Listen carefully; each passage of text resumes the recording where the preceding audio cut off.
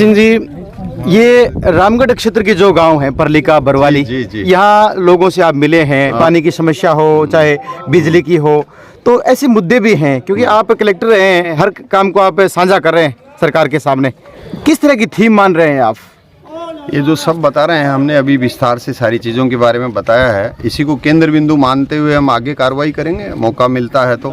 मैं हमेशा कहता हूँ कि आप शक्ति के केंद्र बनते हैं, चाहे डेमोक्रेटिक पैटर्न के हिसाब से या एग्जीक्यूटिव पैटर्न के हिसाब से, तो शक्ति के केंद्र का ये नैतिक दायित्व होता है कि वो डेमोक्रेसी के अंदर अपने आदमी का काम भले ही पहले करे, लेकिन वाजिब काम तो हर आदमी का करना चाहिए। हम इस थीम पे काम करेंगे, सबको साथ लेके। जी जी, आज कहाँ टूर रहे हैं और आगे सर थोड़ा बताएं।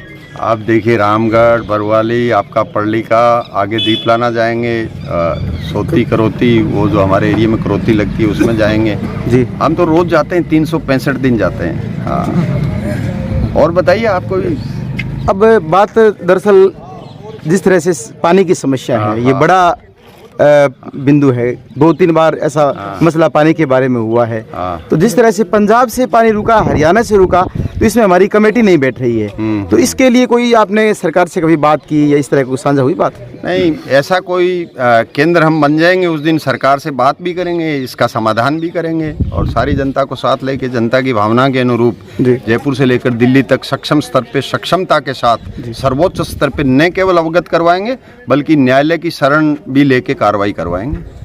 बिल्कुल, धन्यवाद। अच्छा, एक राजस्थान का भाषा का मुद्दा है, संवैधानिक मान्यता का। ये केंद्र कह रहा है राजस्थान में वाले कर देंगे, राज्य वाले केंद्र की तरफ बाल दे रहे हैं, तो यहाँ पर कुछ आपके दिमाग में सर कुछ बात? आपकी तरह हमने भी आम जनता की भावनाओं के अनुरूप राज्य सरकार से मांग की है कि इसको संवैधानिक भाषा का दर्जा भारत सरकार से सारी पार्टियों को एक साथ लेके दबाव बना के दिलवाया जाए। जैसे अन्य राज्यों के अंदर अपनी अपनी भाषाएं हैं, इस तरह से राजस्थानी बड़ी समृद्ध भाषा है। मेरी जानकारी के हिसाब से इनका अपना साहित्य है, ये बड़ी समृद्ध भाषा है, आम आदमी की भाषा है, आम आदमी को इससे फ़ायदा होगा।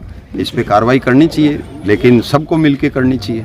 जी जी, आप सेवानिवृत्त हैं सर मौके पर, और राजनीति में एक बड़ा प्रयास मेरे ख्याल से क्षेत्रवासियों का होना चाहिए आपको आजमाने का।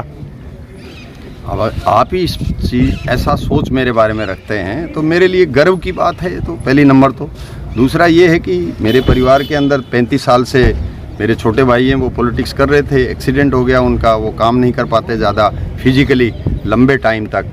मेरे जो साथी लोग हैं वो सब मेरे साथ आए, मेरे पास आए, उन्होंने कहा नहीं आप अब काम करना शुरू करो।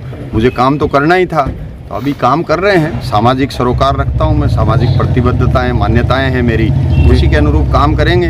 अब राजनीति भी उसी का हिस्सा है, डेमोक्रेसी में राजनीति का बड़ा रोल होता है। अगर हमारे सारे साथी जाएंगे, ऐसा मौका मिलता है तो अच्छी बात है, हम अच्छा काम करेंगे सब मिलके। चलो, बेस्ट ऑफ लक सर, शुक्रिया, धन्यवाद, बहुत बहुत आभार आपका।